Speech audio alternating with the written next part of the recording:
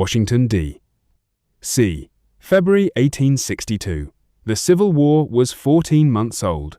The president had been living in the White House with his wife Mary and their two sons, 11-year-old Willie and 9-year-old Tad.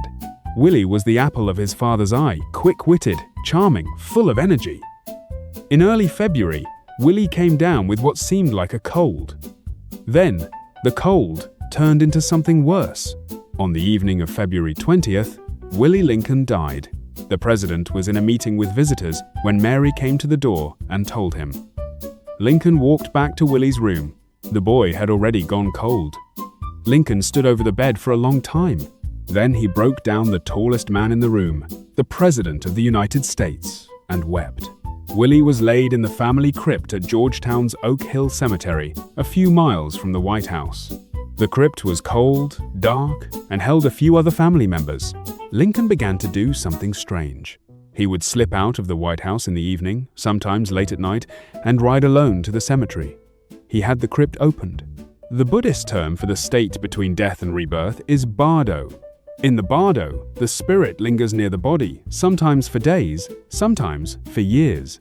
The novelist George Saunders, decades later, read about Lincoln's visits to the crypt and wrote a novel called Lincoln in the Bardo, published in 2017. The novel imagines the spirits of the dead watching the president sit with his son. Willie died just weeks before the Battle of Shiloh, one of the bloodiest battles of the Civil War. In November 1863, 16 months after Willie's death, Lincoln would travel to Gettysburg, Pennsylvania, to dedicate a cemetery for the Union soldiers killed there. He would give the Gettysburg Address. Willie Lincoln's crypt is still in Georgetown's Oak Hill Cemetery.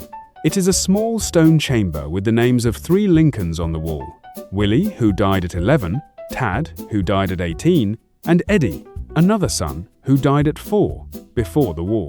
The crypt is open to visitors on weekday afternoons.